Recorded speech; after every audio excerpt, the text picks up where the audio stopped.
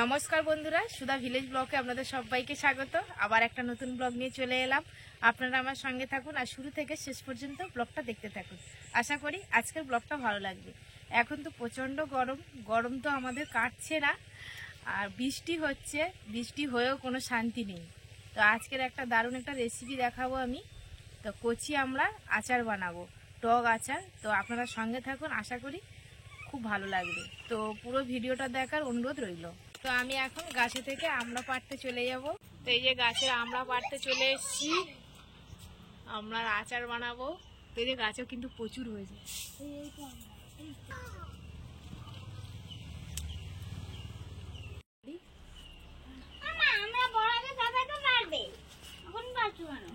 এই যে গাছে কিন্তু প্রচুর আমড়া ধরেছে, এই যে আমড়া পাড়ছি। এই যে আমড়াগুলো দেখুন একদম কচি।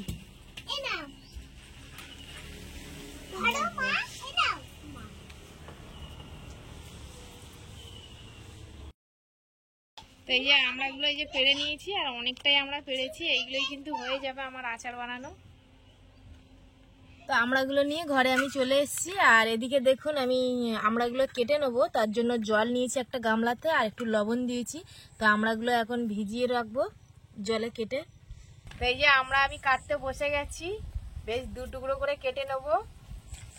আর লবণ জল নিয়েছি, এই যে আমড়ার একটু কষ থাকে, তাই ওই জন্য লবণ জলে দিয়ে ভিজিয়ে আর তুলে নেবো। নিয়ে বেশ একদিন রোদ খাওয়াবো আমি আমড়াগুলো।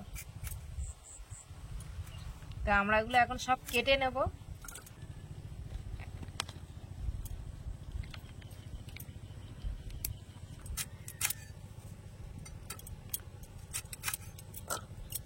এই দেখুন কিরকম কষ, দেখুন জলটা পুরো কালো হয়ে গেছে।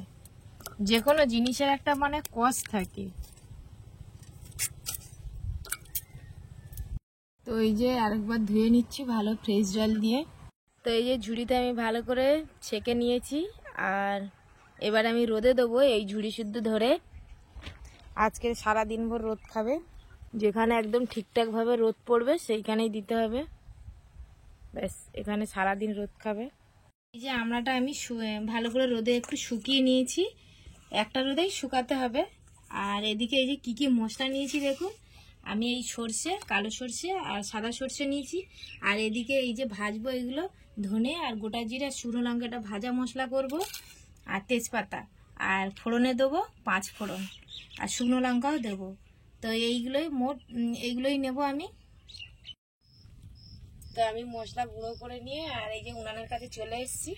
এখন আচারটা বানিয়ে নেব। তার জন্য এই যে 5 ফোড়ন আর শুকনো লঙ্কা, তেজপাতাটা দিয়ে দেবো।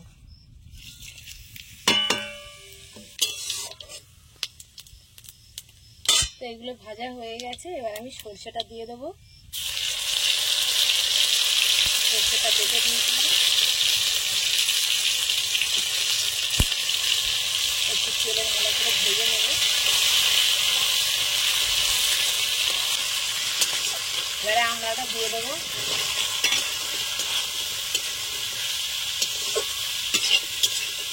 লবণ দিয়ে দিচ্ছি, কষ্ট একটু লবণ বেশি করে দিতে হবে। দিয়ে ভালো করে নিয়ে নেব।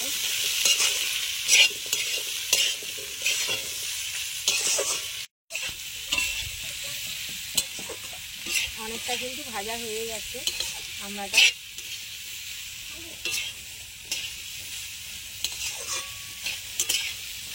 এই তো এবারে এই যে হলুদ দিয়ে দিচ্ছি, আর একটু লঙ্কা গুঁড়ো দিয়ে দেবো।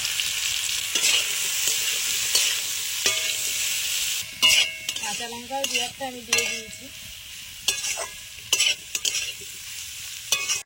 আর এই যে অল্প করে একটু চিনি দিয়ে দেবো, যেহেতু এটা টক আচার। তো আমার আচারটা একদম রেডি। এবারে ভেজে রাখা যে মশলাটা ছিল সেই গুঁড়ো মশলাটা এই দিয়ে দেবো, পুরোটাই দিয়ে দেবো। তো ভেজে রাখা মশলাটা দিয়ে একটু ভালো করে আমি নাড়িয়ে নিচ্ছি, নাড়িয়ে নামিয়ে নেবো। তো আচারটা আমার একদম রেডি হয়ে গেছে। আর যারা যারা এই যে টক আচার পছন্দ করে চলে আসুন, আর নিশ্চয়ই কমেন্টে জানাবেন কেমন হয়েছে। তো আচারটা আমি এই যে বাসনের মধ্যে ঢেলে নিচ্ছি, এতে ভালো করে ঠান্ডা করে নেব, নিয়ে একটা কাঁচের জারের মধ্যে তুলে নেব। বেশ অনেক দিন হবে। আর এখন তো গরম, বৃষ্টি হচ্ছে কিন্তু গরমটা ঠিক মতো কাটছে না। আর এই সময় যদি এরকম আচার বানিয়ে খাওয়া যায় ভীষণ মজা লাগবে খেতে। তো এই যে আচারটা আমি ঢেলে নিয়ে ঠান্ডা করে নিয়েছি, আর এখানে একটা কাঁচের জার নিয়েছি, এই জারের মধ্যে আমি ভরে নেব। আর আচার সবসময় কাঁচের জারের মধ্যে রাখার চেষ্টা করবেন, রাখলে ভালো থাকে অনেক দিন। তো আমি এখন অল্প অল্প করে ভরবো। আর আমাদের বাড়িতে সোনাইয়ের বাবা ভীষণ পছন্দ করে আচার, মুখটা ছোট, অল্প অল্প করে দিতে হবে। আর একটু খেয়েও আমি দেখবো কেমন হয়েছে। এখন এটা ভরে নিই।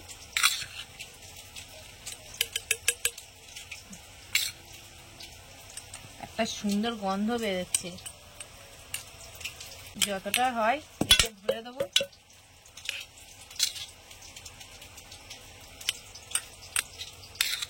তো এই যে কাঁচের জারটা আমি ভরে নিয়েছি, আর এইগুলোই আমার বাটিতে করে রেখে দেবো। এটা আমরা মাঝে মাঝে খাবো। আর এখন একটু টেস্ট করেও দেখবো কেমন হয়েছে।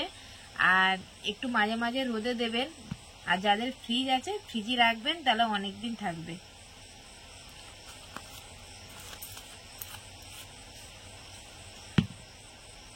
তো এই যে জারের মধ্যে আমি আচারটা ভরে নিয়েছি, আর এবারে উপর থেকে একটু যদি কাঁচা সরষের তেল দিয়ে রাখেন খুব ভালো থাকবে আরো। আর এই যে আমি খেতেও বসে গেছি একটু আচার নিয়ে, এখন খেয়ে দেখবো কেমন হয়েছে।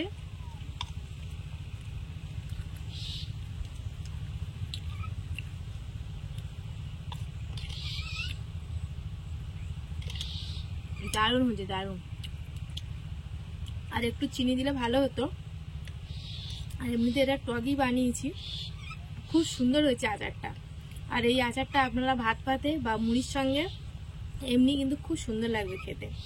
তো আর ব্লগটা বেশি বড় করব না, আজকের ব্লগটা এখানেই শেষ করছি। যদি ব্লগটি ভালো লাগে সাবস্ক্রাইব, লাইক, কমেন্ট, শেয়ার করবেন। আর আমার পাশে থেকে আমাকে সাপোর্ট করবেন। যারা আমার ফেসবুক পেজে ভিডিওটা দেখছেন পেজটিকে ফলো করবেন। সবাই ভালো থাকবেন।